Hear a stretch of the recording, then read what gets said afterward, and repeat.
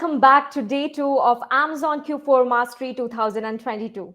I'm Ankita Patil, Product Evangelist at SellerApp, and I'll be your host for the event. Q4 is a crucial time not only for Amazon sellers, but also for D2C brands and e-commerce sellers. Consumer behavior is changing and purchase spend increases during this time of the year. Besides, the pandemic created monumental changes in the e-com and retail industries. You need to offer incremental value to your customers to sustain the rising customer demand, be it expediting shipping, product packaging, optimizing sales funnel, selling tips for Q4, and more. We help you unveil details for this seller summit. Amazon Q4 Mastery is a virtual summit with a single goal to help Amazon sellers master the fourth quarter. During this event, we bring together a diverse group of Amazon experts and e-com thought leaders from around the world to assist you in understanding the Q4 puzzle. This Amazon seller event will teach you everything you need to know to succeed during the holiday season. Well, in addition to this, there's a good news. We also have exciting goodie bags for all the registered sellers. The goodie bag has some interesting items that will further set you apart from your competition in Q4. So stay tuned. On day one of Q4 Mastery 2022, our expert panelists explored key strategies regarding online commerce trends, optimizing your listings for the holiday season, how to create ads that convert, and how to leverage the data for Q4 success.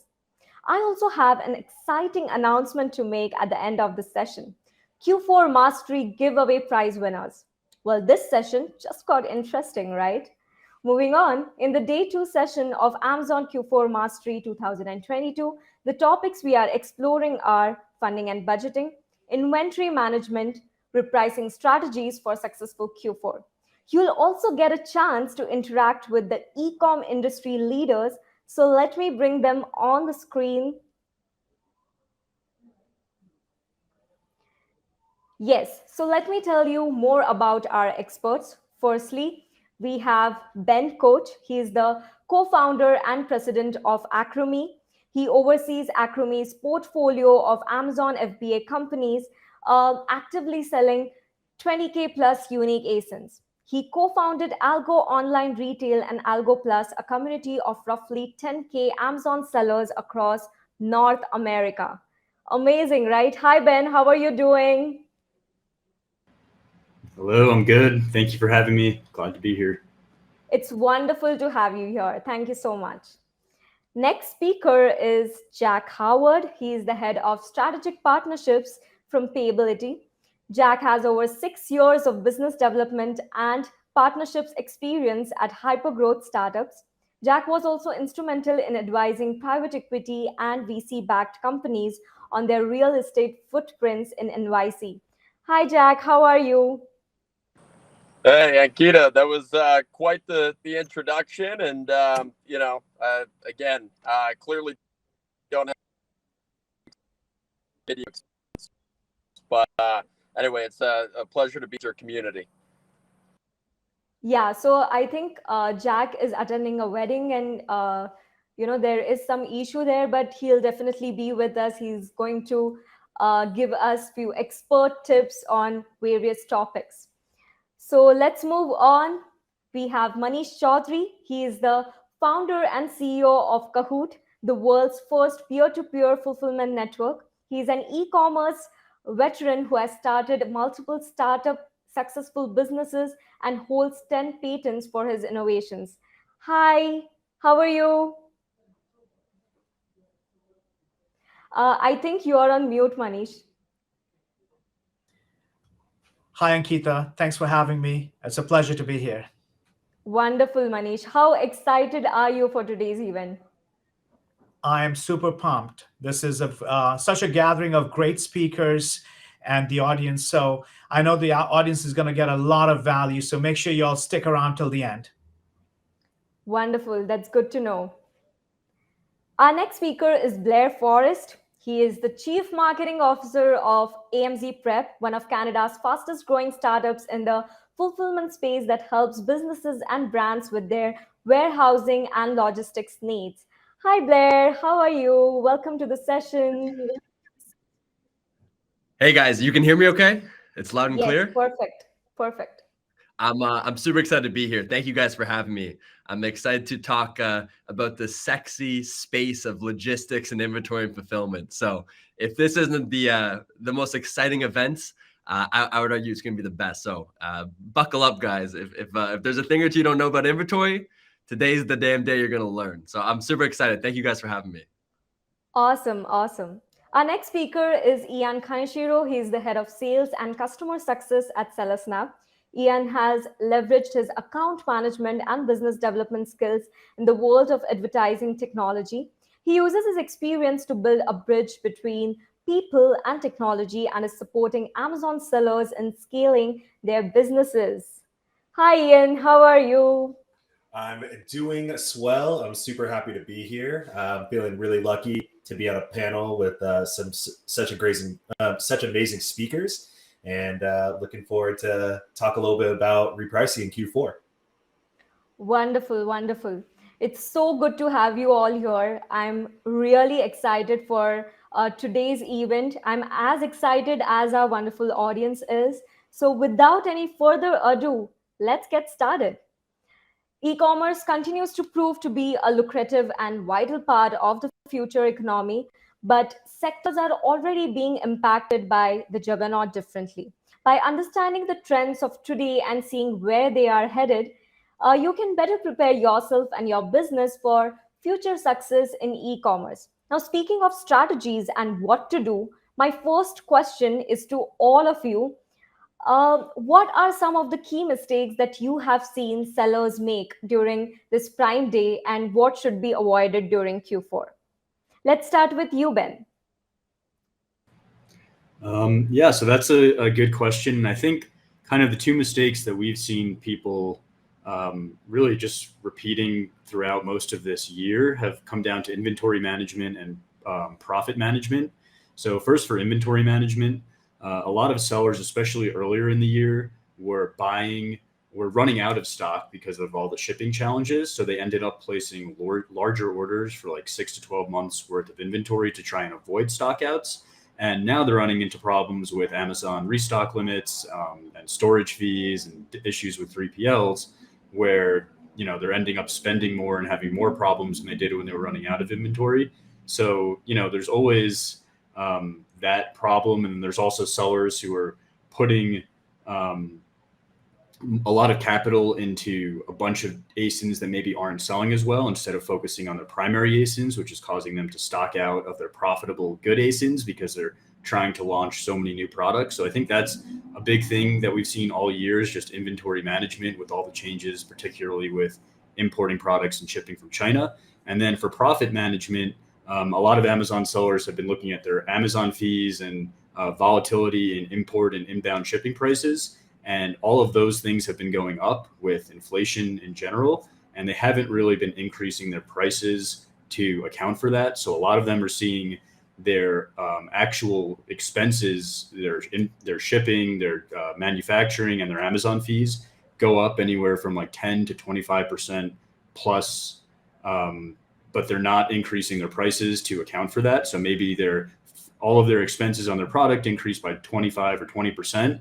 And they haven't increased their actual sales price by 20%. So they're not making as much money, or they end up losing money to try and stay competitive with their price. But they really need to focus on kind of making up for those increase in fees and just inflationary expenses. So that's kind of the two main things that we've seen people struggling with this year in general. Ben, I totally agree with you. So, all these factors of inventory management, purchase trends, and pricing strategies should have been better during the Prime Day. But no worries, this is going to be a good lesson for all our Amazon sellers to come up with new strategies to win big this Q4. So, what are your thoughts on this, Manish? Would you like to say something? Absolutely. So several things. Shippers should try to avoid the port of LA. LA is one of the primary ports where most of the inventory comes in from China, and that port has, because of the dock worker labor shortage and strikes and all of those, there's heavy congestion. We have clients whose container has been sitting there for weeks and waiting to be taken elsewhere. So that's also adding to the cost and also adding to the anxiety, because the deadline for getting your FBA inventory for it to be fully received for the holiday season is November 2nd, which is really not too far. I mean, we're talking 10 more days or really 2 weeks. So, a lot of sellers would be wise to avoid the port of LA. Of course, it's probably too late to do that now. However, there are some other ports like Savannah, Georgia, Charleston, Miami, and on the West Coast, Oakland and Seattle that they should consider. Second, from an inventory management standpoint, just having another fulfillment option in place, FBM. So should not put all your eggs in one basket. Make sure that you have a reliable FBM option so that even if you can't get your inventory in, you continue selling, because holiday season only comes once a year, of course. So those are some, and I know we'll chat more about these topics later in the presentation. Wonderful, Manish. That was really a great insight from you. What do you think about this, Ian? Yeah, when we're talking about Prime Day, the jury's still kind of out. Was Prime Day, this most recent Prime Day, a bust? They're saying that there was almost like a 25% decline in the average cart size. And so can we attribute that to inflation, people not having discretionary spending? These are all factors that we have to consider. Because we do know that pricing is still a major factor for consumers, which determine when and where they shop. And Amazon has done an amazing job at, enticing customers to their marketplace with the promise of great deals like in Prime Day. And just a couple of days ago, I read this blog, and it was on a study by Rakuten, the Japanese e-commerce giant that some people call the Amazon of Japan. And they were saying that the three main factors for consumers are reliability, choice, and price. And so when it comes to being a third-party seller on Amazon, Amazon has handled two of those three topics. They've handled the reliability, because they have that Amazon guarantee, and the choice, because there's so many different options. So when it comes down to it, for the third-party seller, that leaves price. And so and even as a consumer, when I was looking at at Prime Day, whatever it was last week or the week before, I'm not sure if consumers really felt the love. I know personally, when I was looking at some items, the discounts felt minimal, sometimes even seeing the percentage change that was, between 2 and 8%. And so what sellers can do, during future Prime Days and even into Q4 is focusing on pricing, which will allow them to give huge advantages, and maybe even, having a little bit of forethought, a little bit of strategy in trying to manipulate the price upward in order, in the lead up to Prime Day into Q4. So when they are providing bigger discounts where they know there's going to be more volume, customers are spending more, there's more opportunity to kind of capture those sales, but with the two main kind of sellers out there, the resellers and the private label and brands, you do have other factors in play. For the resellers, you have to make sure that you're getting the buy box. And for brands and private label, you have to make sure that you're maintaining the velocity that you want to keep your BSR up. So there are some nuances to this, but I think that there is room to kind of play the game and try to get the most out of the peak times of sales, the times where Amazon and the economy and with Black Friday and everything kind of entice sellers to to spend, or customers to spend more on those specific days and time periods. Absolutely wonderful. So I love the thought of reliability, choice, and pricing, and how they are connected with our Q4 marketing strategy. So thank you so much, Ian, for your inputs. What are your views on this, Blair? I had three amazing gentlemen that covered, I think, majority of the key points you guys want to consider. I think the key takeaway, especially like now, everyone's The easiest way to say it, got punched in the face, right? Like Amazon's change, inventory limits, like logistics, like anyone that's in the inventory, if you're selling product in Amazon, you've been hit with some way. So the real key takeaway that we've seen for a lot of brands is this whole minutia around diversification.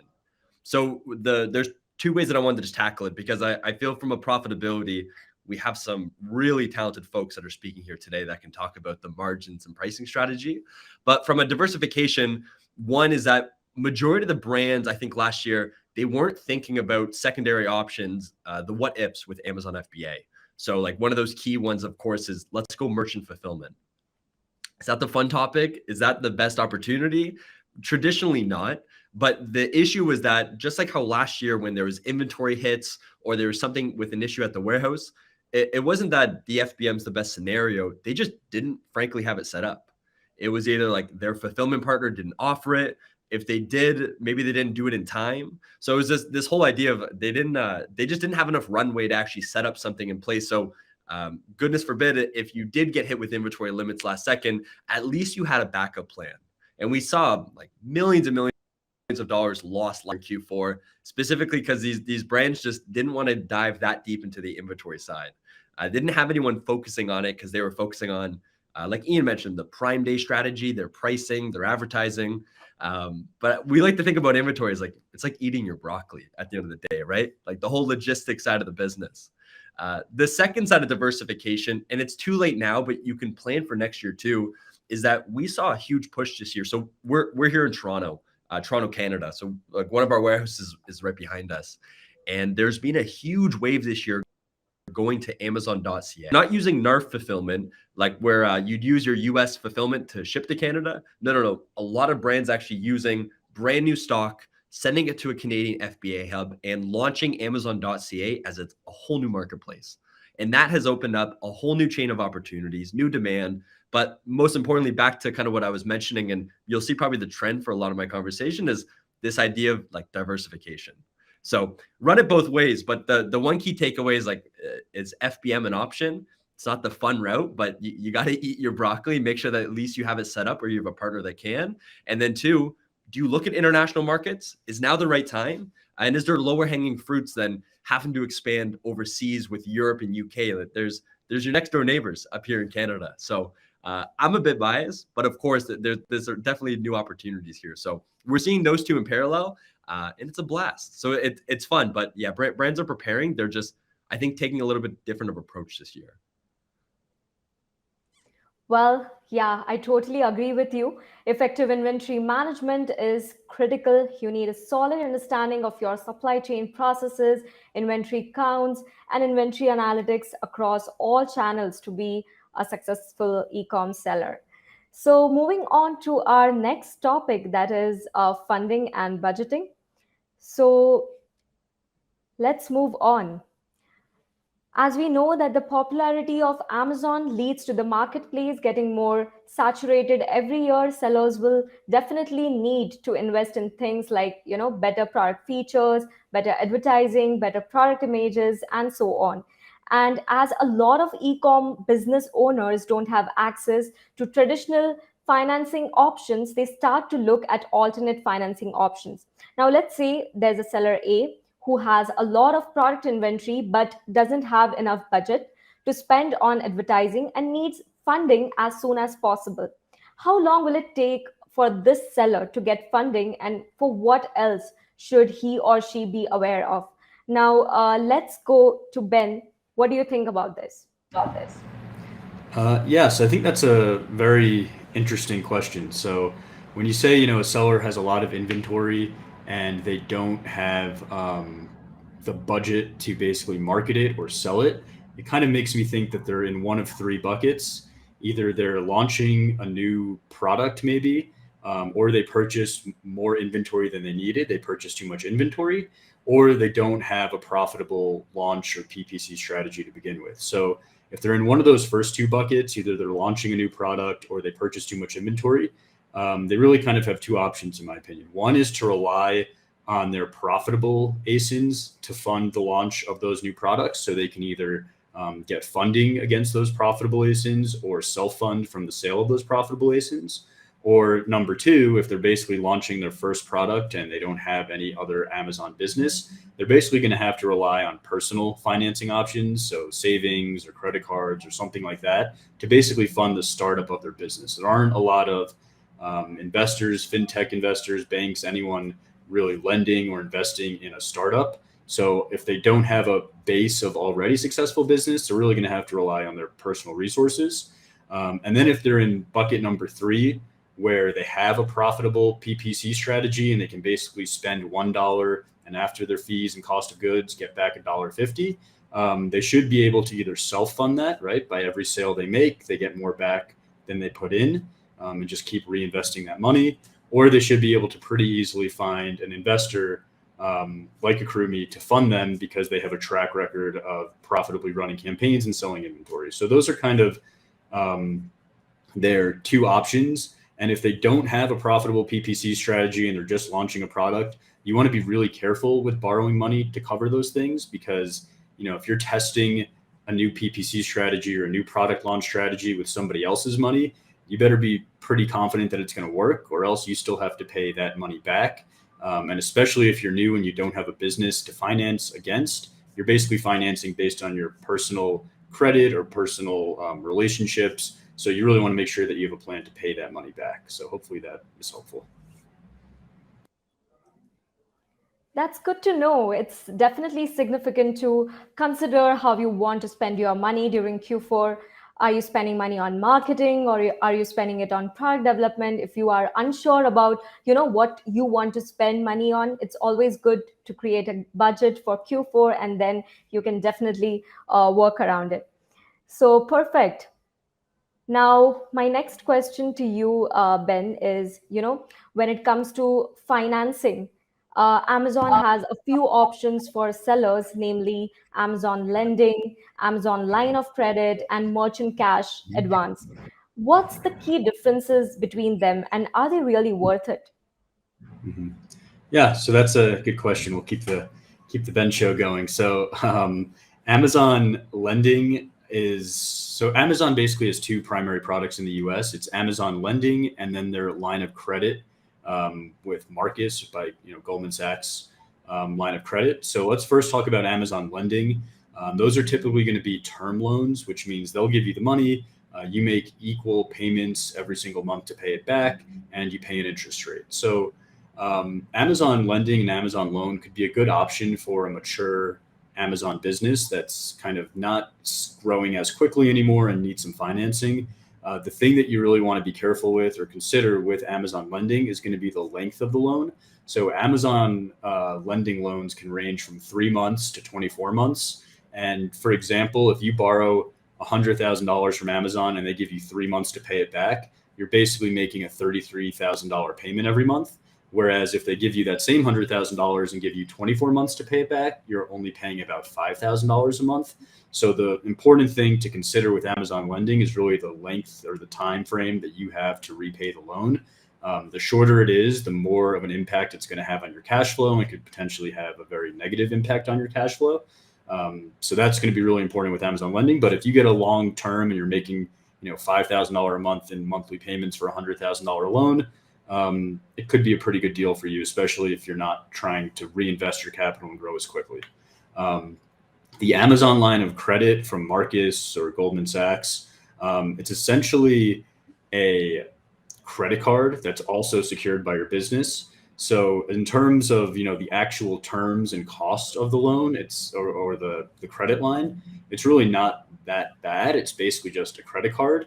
I think the thing to be careful with the credit line from Amazon is that it's a credit card that's secured by you personally and your business. Whereas if you just go to any bank, you can get a credit card that's either secured by you or your business. So in this case, you're basically guaranteeing the credit line with your business and yourself personally. Whereas you can go to a bank and either get a personal credit card or a business credit card and not have to basically double guarantee it. So I think that's the thing with the Amazon credit line to be careful with. And then really with, both Amazon funding options, I think a big thing that you want to consider is, do you want to rely more on Amazon for your infrastructure and for your business needs? So I think, like Blair was saying, diversification. We've had worked with people before where, they have their seller account suspended and they have a loan from Amazon, and Amazon's still telling them they need to make payments, and you're trying to explain to seller support or Amazon lending, I can't make payments because my account's suspended. And it's kind of like, trying to explain to a 5-year-old that they can't eat candy for breakfast. It's like they don't really understand how the two things are related, and it's just another kind of way where you're relying on Amazon and then relying on Amazon's seller support to basically be able to help you if you need help, and you're kind of putting all your eggs in one basket. The last thing that I think you mentioned were merchant advances, factoring, revenue-based loans, all of that kind of stuff. And Amazon doesn't actually offer any of those products directly. They're offered by third-party financing sources.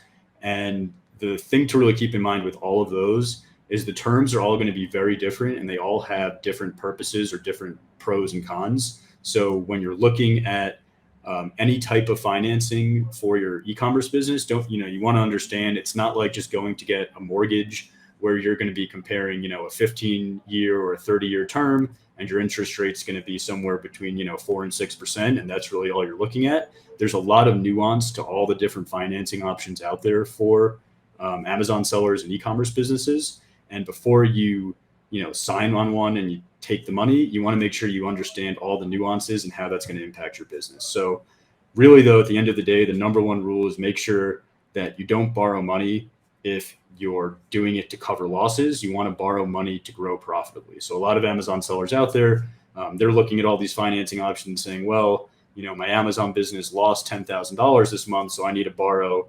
$100,000 so I can cover my $10,000 losses for the next 10 months. And if you do that, you're basically just digging yourself into a hole.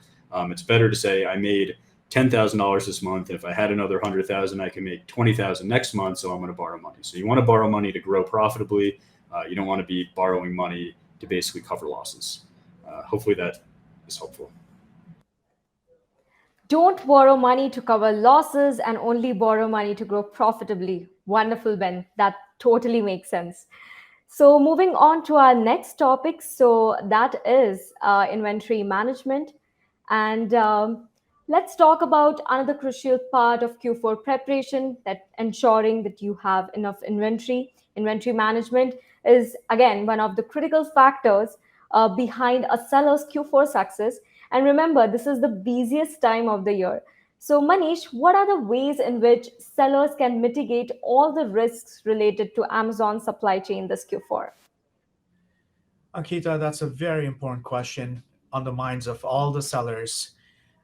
We know that there are long delays in receiving inventory in FBA. Last year, the deadline for Black Friday, Cyber Monday to get your inventory in FBA was November 6th. This year is November 2nd. And we routinely speak with clients that are experiencing long delays in getting the inventory. And the delays are even more severe if they send them through LTL, through freight, truckload, less than truckload, then it takes longer for that inventory to be received. So if you're not already ahead of the curve, we would recommend that you might consider sending inventory through small parcel, which is UPS, FedEx, rather than sending pallets and freight. So I know that is more expensive than sending in bulk. However, not having your inventory received on time can jeopardize your Q4 sales. So something for you to consider. The second thing is it's taken for granted that, make sure your inventory is compliant. If your inventory is not compliant, especially in Q4, FBA, they're going to put it aside. And, it's going to be very challenging to get that inventory received. And I know Blair can talk a lot about this because they do a lot of FBA prep and what it takes to make sure everything is compliant with your barcodes and FNSKU and, all the packaging and so on. And once again, we talked earlier about, having a FBM partner. A lot of sellers that we've seen use FBA to also fulfill orders from other channels, because it's simpler, because all your inventory is with Amazon. The sellers should know that even the inventory that you store to fulfill, let's say, Shopify or Walmart or eBay orders, they do count towards your restock limits. And inventory restock limits is a real thing. And I've spoken with sellers large and small. I've spoken with sellers that do 9 figures on Amazon. I mean, you can't get bigger than that. And I also speak with sellers that do 6 figures on Amazon. And believe it or not, all of them experience some sort of restock limit. And in simple words, I will break it down for you. What is your inventory restock limit? Is essentially what the Amazon has given you in terms of your quota minus the space that's currently occupied in Amazon, and minus any of the inbounds that you've sent. All of that combined dictates your stock limit. And by just there's several factors. There's something called inventory performance index, which most of you may be familiar with. But let's say I want to walk a scenario with you here that you've got a bestseller that goes out of stock. As a consequence of that, your seller rank, the sales rank of that SKU is going to go down. When the sales rank goes down, the sell-through rate of that SKU goes down, and it basically drops your entire IPI, inventory performance index, for your account, and that leads to a downward spiral, which means your storage limits decline as well. So it's very important for sellers to very and actively manage their restock limits and inventory performance index. And I can go on and give some additional thoughts, Ankita, on how to do this and so on, if you'd like, because I have a lot of additional comments that sellers can use in terms of practical advice on how to manage it.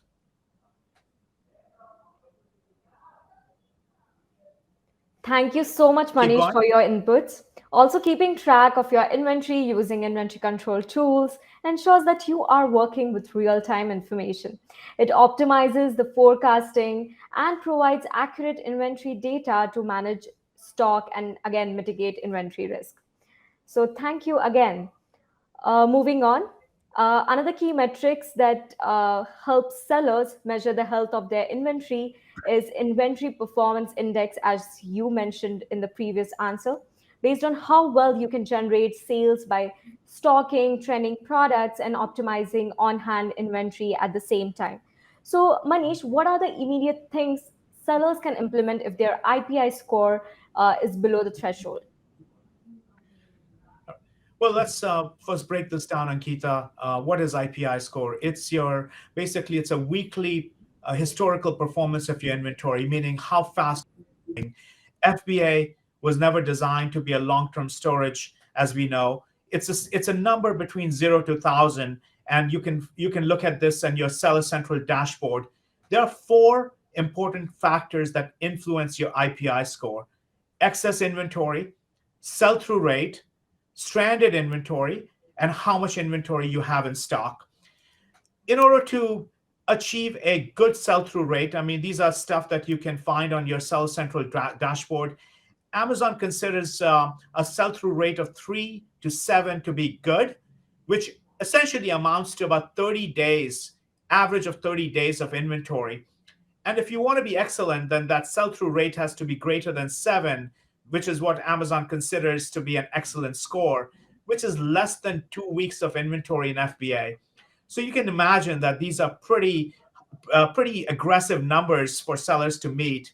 However, sellers can do some really cool things, and actionable advice that I have for sellers is the first thing you can do is address your stranded inventory, meaning fix the listings as per Amazon suggestions. And there's a lot of tools and suggestions available to you right in the Seller Central. Just don't ignore them. It's very important to stay on top of that. Remove the listings that cannot be fixed, because that's unnecessarily dragging your IPI score down. And then this also helps improve your excess inventory metrics. There are other things you can do, reducing. How do you reduce excess inventory? If you have stuff that's not moving, that is simply stranded, or rather it's just accumulating and aging, you might consider selling them and using some aggressive promotions and coupons. And then there's also an option to remove the inventory, because if the inventory is not selling, I mean, we know that Q4 storage fees at Amazon is 4 times want storage fees. So there's no point leaving that inventory, and you should do that quick, because once you get in the middle of the holiday season, it's going to be really difficult to get that inventory out of FBA, because FBA is focused on fulfillment, not on removal. If you don't wish to remove and that inventory is not of much value to you, put a disposal order with FBA. Let that inventory go, because if it's not contributing to your positive numbers, let it not ruin the holidays by taking the IPI down and your restock limits for the products that you do want to store. Another thing, I know Ben talked about launching new products, which is of course very important. But if you have an unproven product and you're going to launch and you're going to send a ton of inventory, and if that new product doesn't work, that will cannibalize your space from your hero SKUs or your best sellers. So you want to be careful about that. And once again, I touched on this a little briefly earlier about using, when to use Amazon MCF, multi-channel fulfillment. And by the way, multi-channel fulfillment, we've done some number crunching. It's expensive. It's a lot more expensive than fulfilling orders that originate on Amazon. So if you try to send your Shopify order to Amazon for fulfillment, that inventory counts towards your restock limit and FBA. So those are things that you need to watch out for. And it's as much as 51% more expensive than regular FBA. A few of the other things you can do is, of course, double down on your fast moving, your best sellers by winning the buy box, getting the pricing right, and improve the sell-through rate of your account overall by adding fast moving SKUs so that they carry the burden of the SKUs that are not moving. The second thing you can do is also improve your listing, A+ content, visibility, improve that conversion, add videos, add photos, all of those things. And of course, ad spend, because we know that Amazon, the days of organic listings alone are numbered, and most sellers rely on clever ad spend to drive traffic so that they can get the sales. So those are some clear tips for sellers to go and immediately fix their account if they haven't done so already, Ankita. Yes, absolutely, Manish. Amazon FBM has also become more important in the wake of Amazon FBA inventory fees and restrictions. So in this case of IPI score, sellers can definitely think about it. Thank you, Manish, for putting forward these amazing points. Now, moving on to the next concern, that is, it is essential to monitor and adjust your reorder points for your inventory to meet the demand of your products. This helps to ensure that you always have enough goods in stock to fulfill orders while quickly minimizing excess inventory costs. Now, Blair, what are the ways to set reorder points for your inventory at Amazon? Yeah, it's a great comment, and so there's 2 points, and hopefully everyone can see me now. It's Q4 in the warehouse, so the Wi-Fi is a little bit crazy here. So if there ends up being an issue, just definitely send a quick PM. But so the 1 point, Manesh hit it out of the park when it came to FBM. So I wanted to reiterate that really quickly, if you don't mind, just to make sure you guys got as much value there, because Manesh smashed it. So just a couple of key takeaways of what he mentioned. That multi-channel fulfillment, huge opportunity, whether it's a Shopify store, whether it's another e-commerce channel. You got to be careful if you think about Walmart and the other marketplaces, because they don't love it. But if you have the limits, multi-channel fulfillment can be a huge tap to get into those channels. A couple of things that we've seen for a lot of the big brands that we do the fulfillment here in Canada for is what Manesh already said, which was, one is clear your returns and active inventory. Manesh hit that out of the park. So wipe those slate. Look at FBM. And one of the actual things we saw one of the brands do was they were using NARF fulfillment. So all of their stock for Canada and the US was in a US Amazon FBA hub. And we're trying to figure out their Canadian inventory limits. And we're like, guys, like you're just getting hit. Like we're trying to figure out the actual levers, because their US was at a complete capacity. So what we end up seeing though was that a lot of those Canadian orders, they were taking up stock in the US warehouse, and they weren't getting fulfilled to a US customer. So when we divided them out and used 2 different warehouses, that opened up a whole new plethora of space for new Amazon stock. The last thing that I want to just emphasize that Manesh said was that how do you activate better sales turnover? So he mentioned a bunch of really cool ideas of like listing optimization, product photography, advertising. These all come for a place. And the reason that Manesh was emphasizing for you guys was that Amazon looks at your product turnover as one of the key metrics when performing on Amazon. And product turnover, in its simplest calculation on a kind of a napkin, is that your total product days in stock versus how quickly that product's turning over. And as you guys can imagine, less days in stock, more product turnover, the better the velocity. So whether it's like pushing more on advertising, whether it's getting more strategic with content, these are all things that you can do to help accelerate that sales turnover, which in parallel increases your IPI, which of course leaves you to the grand lever, which is more inventory inside of Amazon. So I wanted to mention the other one, but I wanted to make sure I emphasize all the great things that Manesh said. From touch points in terms of inventory, it's super codependent. Like it's very brand by brand now because of these inventory limits. So there's not one rolling period where we'll emphasize how much stock a customer needs to send to Amazon. The key points as sellers you guys need to look for is that Amazon's really sensitive now. And like Manesh mentioned it from an inventory limit. The key is to push that turnover. So right now, our rule of thumb is usually around 30 days worth of stock. We don't want to go over that because it will hurt our turnover. But for some brands, we might need a longer run rate. So the things you want to calculate is how long will it take for your 3PL or warehouse partner or you in your garage prepping the orders? How long will that take? How long will it take to get to Amazon? And how long is it going to take for receiving? So like when you're calculating your inventory demand, it doesn't need to be a super calculated process, but you want to calculate for the unpreparable, right? If Amazon needs to do a transfer between two warehouses, you didn't prepare for that, you're going to be out of stock, which is like the last thing you want to do. So you need to reverse engineer it, but just think about the unknowns, right? The preparation from the warehouse, the transfers, the shipping it to Amazon. Q4 is really slow for receiving, so make sure that you're on top of it. But we like to go for Q4 15 to 30 days, which is like really nimble. But it's because we're trying to improve the turnover, which helps with the IPI score. So if we had a little bit more blessing, maybe we would be sending close to like 45 plus days. But it's the ways of Amazon, inventory, and all these costs went up. So we're getting a little bit more nimble. So it's case by case, but take those the napkin calculations just so you can start to prepare it on your end. A little bit of a long answer short. Amazing insights, Blair. Stockouts always make it to the worst nightmare lists of sellers. Not only do they lead to loss of sales, but it also results in reduced customer satisfaction and lower loyalty levels. And that's why setting the right reorder points is critical. So moving on, many sources suggest that drop shipping can be an ideal alternative to stocking up your inventory.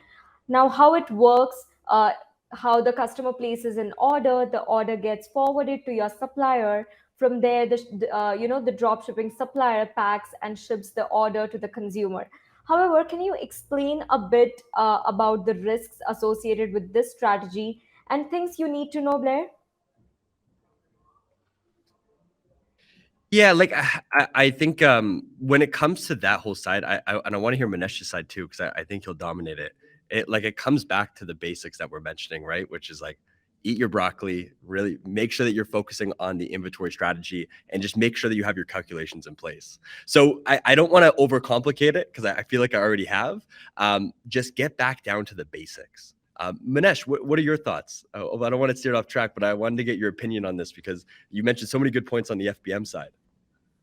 I mean, I think just like nobody, you would have a backup for your hard drive, right, on your computer. You must also have a backup for FBA at all times. There's just no way around that. I think, and have it tested. You don't want to find out when your hard drive crashes that your backup doesn't work. So a lot of sellers are just waiting till the very last second and they're panicking.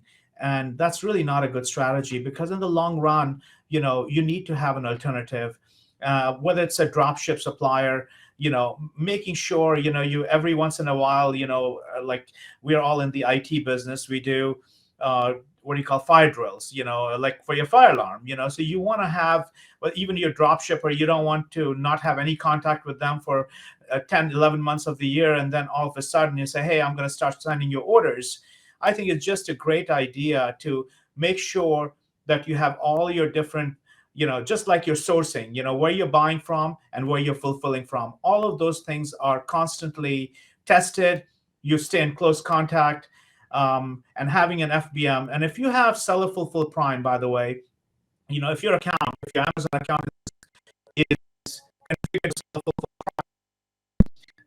you should be different of that, because we have several clients where Kahoot helps Prime orders get access to the Prime shopper, which is very difficult from an FBM perspective. So, Blair, I think you touched on all the high points. Why store FBA inventory in the U.S. things, because I guess that FBA Canada is a little less congested than sending stuff to FBA US. And second, I've also seen a lot of sellers try to get over engineer, meaning as Blair touched on, also has to distribute the inventory. So if you play the game and try to Amazon FBA to send inventory closer, let's say to wherever you are. So we have a seller who is in Baltimore and they only want to send something to Baltimore. But then Amazon has to do inter-warehouse transfer, and that can take weeks. So you really didn't save anything. And that is actually more expensive to begin with. So, try to understand Amazon's perspective and try not to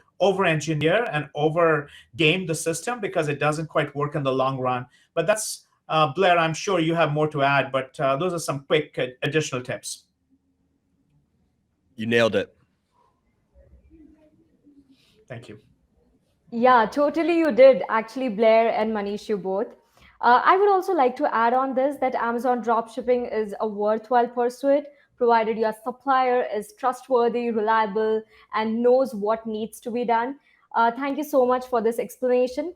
Also, a big hello to all the viewers. Thank you for being a part of this event. You can say hi, where you are from, or even leave questions for our experts in our live chat box and comment section below. So, since we all are live, we already have a few questions from the audience. So, I would like to focus on few. Hey, I have a question. So, hi Ken, how are you doing? Once you have established your business, what is the right time to think about scaling, and what's the best funding option for me? What about you, Ben? Oh, sorry about Go that. for it. Yeah, well, I think the best time to scale is really when you're turning $1 into more than $1, and to keep repeating that as long as you can. So for me, it's scale until you can't anymore. I think that's the answer for scaling. And then for funding options, it really depends on what you need. So some people just need like short term, I need money to pay my bills tomorrow. There's different funding options for that, compared to people who say I need, money to make one big inventory purchase, compared to people who say I need ongoing funding to grow my business. So there's really so many, all the funding options for Amazon sellers are so different that there's so many options out there that it's really just going to depend on your personal needs. But, I say just scale though, scale until you're not turning $1 into more than $1. So just that would be my answer. That's amazing, Ben. Okay, so moving on to the next question, we have over here Gara. Hi Gara, how are you doing? So during the holiday season, maintaining cash flow always become difficult for us. Any advice? Thanks in advance. Go for it, Ben. All right. Yeah. I mean, I think it depends on where you're struggling with cash flow. So I think a lot of times sellers during the holidays, either they leading up to Q4, they didn't have enough cash to buy more inventory. And a lot of times what sellers will do leading up to Q4 is they're going to focus on a financing option that's going to require them to repay that money pretty quickly. So like a lot of financing options for Amazon sellers out there will require you to pay in as little as 90 days, let's say.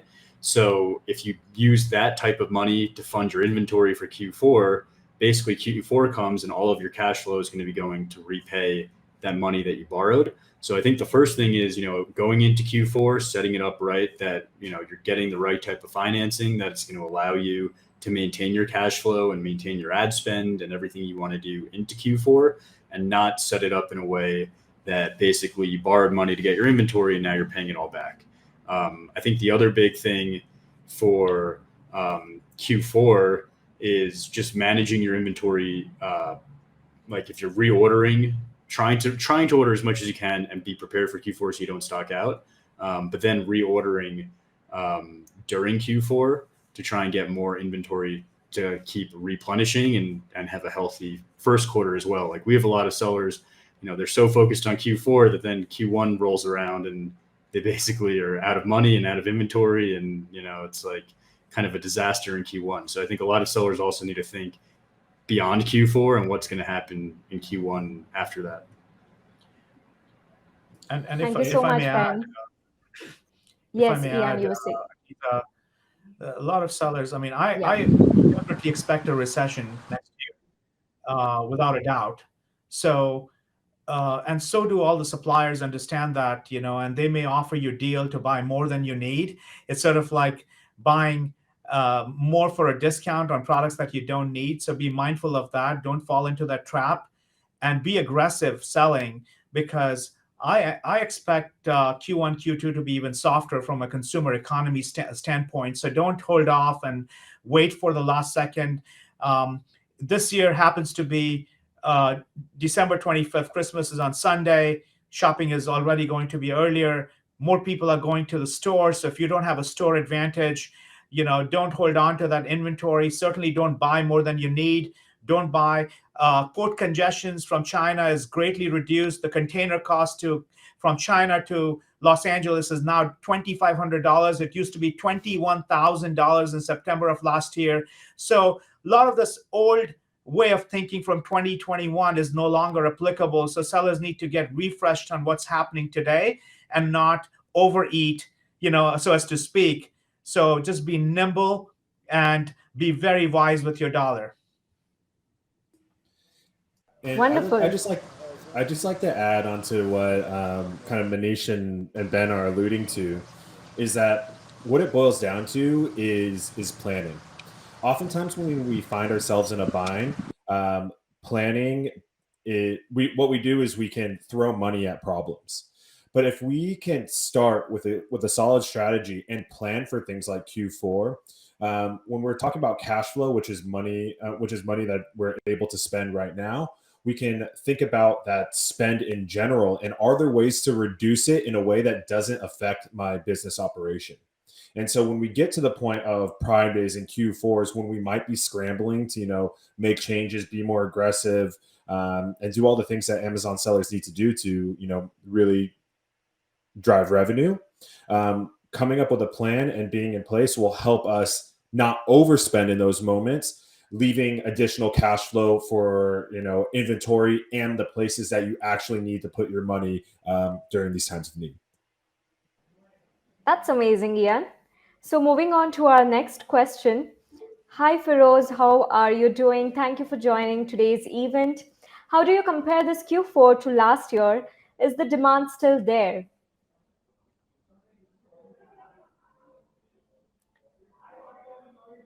Ben, would you like to answer this? Yeah, I'll take a stab at that. So, one of the things that we track is inventory turnover. So, basically, for all of our sellers, how much inventory do they have in the US, and how does that compare to what their sales are? And we're seeing pretty similar numbers to last year going into Q4. So, I don't know what Q4 is going to look like. Obviously, there's a lot of concerns about recession or in a recession, I guess, all of those types of concerns. But so far, sales volume, it's not, usually sales volume in Q4 is going to spike a lot. So we're just getting into that. We'll see what happens.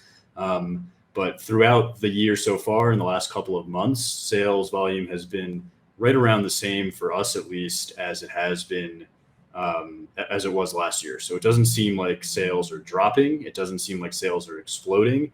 But I think as we get a little bit more into Q4 and we hit those shopping holidays, we'll really start to get a better picture. Awesome.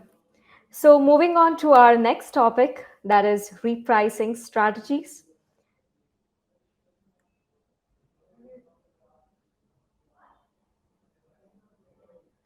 Now, another important metric that affect your Q4 sales and sales in general is repricing. It's essential if you want to remain competitive during the holiday season.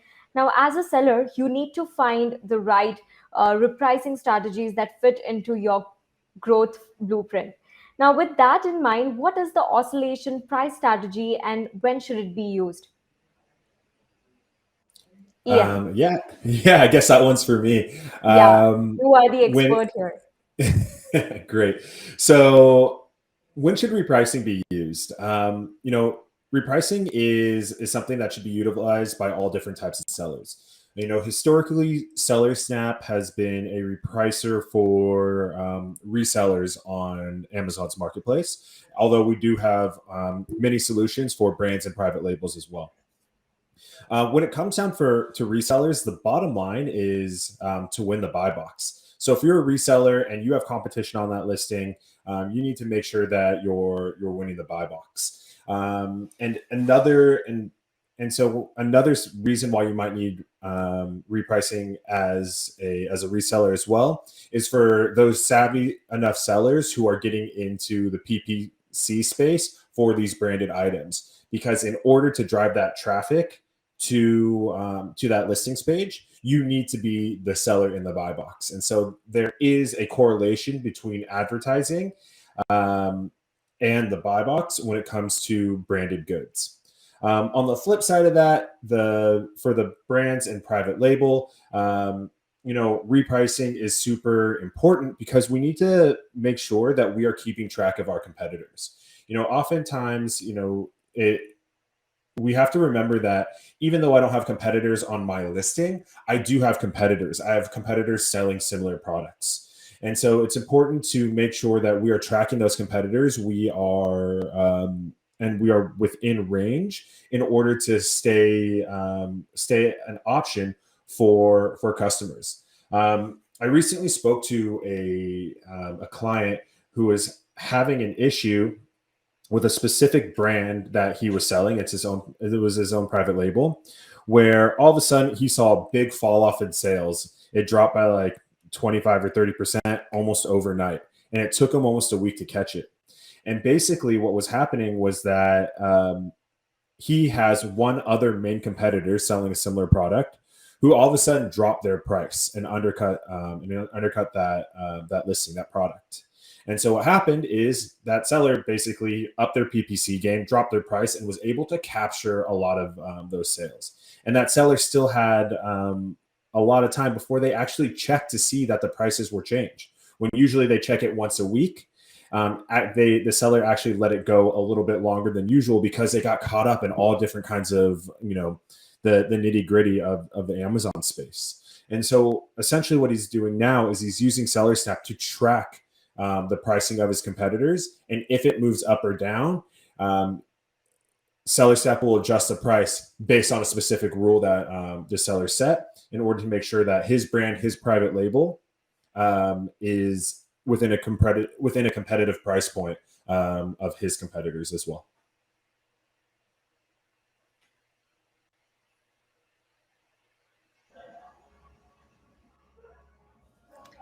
That was amazing, Ian. Thank you so much. Now, there are a ton of different repricing strategies that Amazon sellers use to win the buy box and increase sales. But oscillation repricing strategy is one we see outperforming many of the others. Well, moving on. Now, a lot of sellers seem to think that customers automatically prefer product with the lowest price, engaging in a race to the bottom. However, is that a right strategy, Ian? And what factors should be considered before creating a repricing rule? Yeah, that's a really great question. There are a lot of different factors that Amazon takes into account when we're talking about repricing for the buy box specifically in this case. Amazon kind of positions themselves as the most customer centric company on the planet. And what that means is that they want to give the best customer experience. And just like we spoke about earlier, how reliability and choice are big options. Pricing is often up there in making sure that the customer gets what they want. And so, but in addition to pricing, we're looking at things like being in stock and repricing speed. And so when it comes down to, FBA items, when items are fulfilled by Amazon, you don't have to worry about repricing speed. But it's important to make sure that we are keeping up all these different metrics in order to provide the best customer experience, such as our IPI score, as Manish had mentioned before, in order to set ourselves ahead of our competition when when our competitors have the same pricing as us.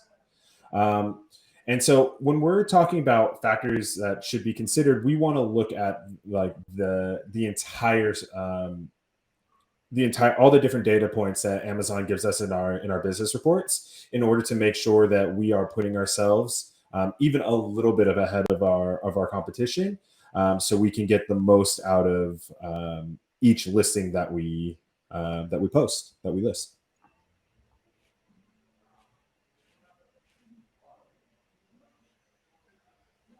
Well, that was amazing, Ian.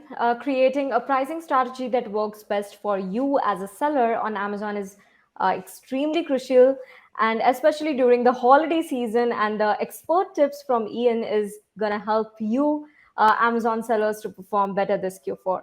Now, let's move on to the questions. So, we have few questions here.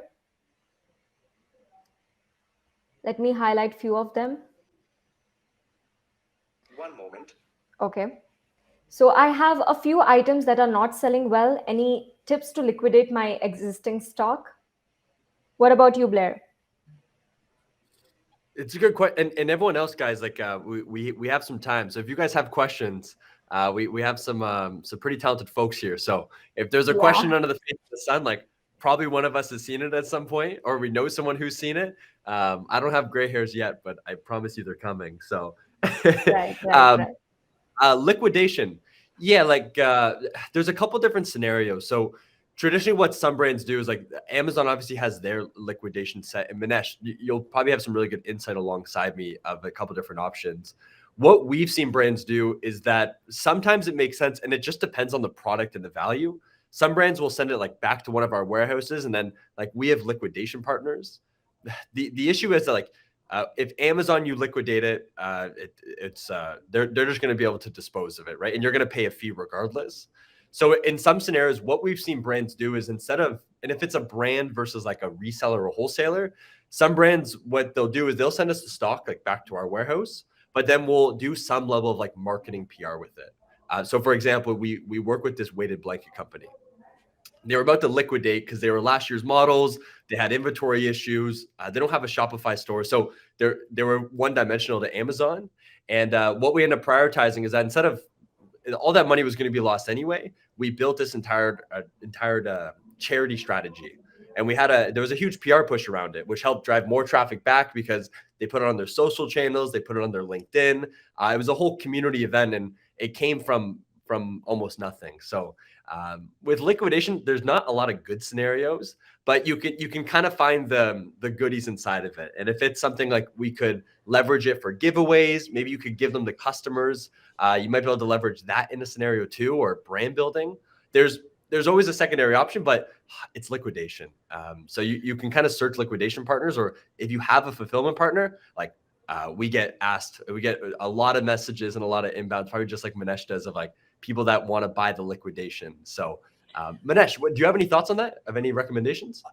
Yeah, I think one of the things that the sellers could do is bundles. Consumers love to save money. I don't know if I want a bundle of 3 weighted blankets, but if it's a consumable, it works. It really works because that's the reason why Costco is the number 2 seller in the US, because people love saving. And so really consider that strategy to get rid of any excess inventory.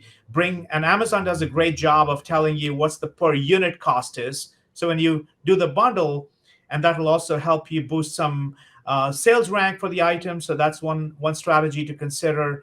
And if you have other channels like, where people go bargain hunting, things like eBay, that will be another place to put a lot of the items out.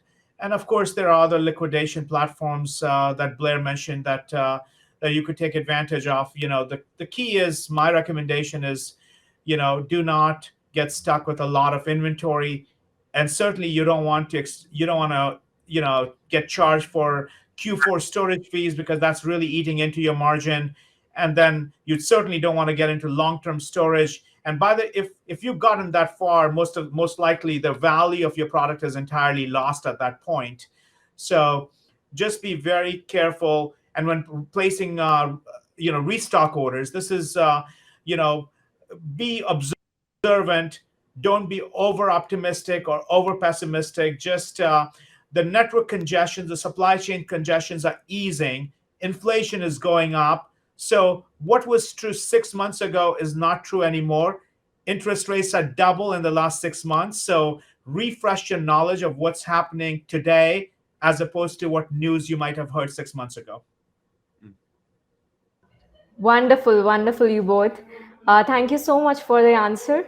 And let's move on to the next question. So it is from Hector Fong. Hi, Hector. How are you doing? So, sending FBA shipments to Canada, what would be the best Canadian port to send it from China? Well, Blair. Blair is I've been all up waiting. for the answer. I've been waiting all day for a Canadian question. So thank you for Amazing. finally adding it there. So Amazon Look at your Canada. happiness. So firstly, congrats for going to Amazon.ca directly. Hallelujah. We finally have one on the board, guys. So the Canadian team is now officially winning. So my recommendation, if it's coming from China, like the Vancouver West Coast makes the most sense. Now, what you're going to end up having an issue with, just like with our Vancouver warehouse, for example, like if you have fulfillment out there, it's really expensive. Like traditionally, so we work with like a lot of the major aggregators here in Canada, and what we do for a lot of them, because think of like the West Coast in Vancouver, like a New York City or an LA. Like it's just really expensive to live there. That's why I'm not living there either. But so what we do instead is like we'll take it from that West Coast port, and then traditionally we'll truck it, or we'll put it on. There's surprisingly, there's trains and stuff like that in Canada. It's not all igloos and snow. And we'll port it to our Toronto warehouse and then fulfill it to one of those local Amazon facilities. Like most of it, unless it's oversized, will probably go to something in Ontario. There's a bunch of Amazon fulfillment centers right in this Toronto hub, what we call the GTA. So like the YYZs of the world, for anyone that ships to Amazon Canada. So my recommendation, if you can, get the West Coast, get it here. If it's going right to Amazon, depending on it, but it might make more sense to send it to a local like Canadian warehouse or Canadian address, because you'll get like a local Toronto location too. So go Vancouver and then ship it over to Toronto and then to one of the local Brampton hubs, because 80% of all your orders will happen basically in that Southern Ontario. Like most Canadian orders don't happen outside of these like two little pockets, one in Toronto, one in Vancouver. So like all your orders are really in one stable place. So like just picture like only like LA, New York. That's all you got to basically deal with here in Canada. So it's simple, but not easy. But thank you for the Canadian question. Awesome suggestions. Okay, so moving on to the next question. It is from Aaron. Hi, Aaron. Thank you for joining us today.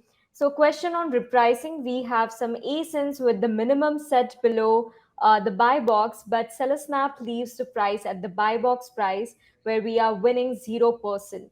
What would be the reasoning behind that? Ian, go for it. Yeah, this is a really specific question. I'll be pretty straightforward and say that it's going to be a tough one for me to answer without understanding the specific use case, and I don't know exactly who this customer is. But there, it could be a setting, and that is probably what it would be. So what I would suggest, Aaron, is we have a really great customer success and support team that would be able to help look into this on a case-by-case basis, and understand what is going on here and help provide solutions in order to get it sorted. because again, there's so many different factors that go into play when it comes into repricing. We have our default settings, and then SellerApp is super customizable, which means that, depending on the size of your team, I've seen situations where team members are basically fighting each other, changing settings back and forth, and they don't realize that they are. So as I mentioned, we got to take everything on a case-by-case basis. Reach out to our team; they're more than happy to help around the clock, and I'm sure we can get it sorted for you. Awesome. So that's it for today's session, everyone. Thank you so much for attending this. I would like to thank all our experts for this insightful and wonderful Q4 Mastery session. The strategies we have discussed are really going to help our audience to succeed this Q4. This is going to make a huge difference for them. Today was the final session of Amazon Q4 Mastery 2022, where we explored funding and budgeting, inventory management, and repricing trends. Well, I did mention about an announcement of giveaway winners at the start of the session. So the winners are Visak Dutt for day 1 and Smiling Z for day 2. Woohoo! Congratulations on winning the SellerApp professional plan worth of $99 for 1 month. A big thank you to all our wonderful audience for your amazing response and comments. Hope you found this video helpful. It's your support that keeps us going. So while you prepare for this holiday season, don't forget to spread the holiday spirit. Spend time with your loved ones, and as always, happy selling!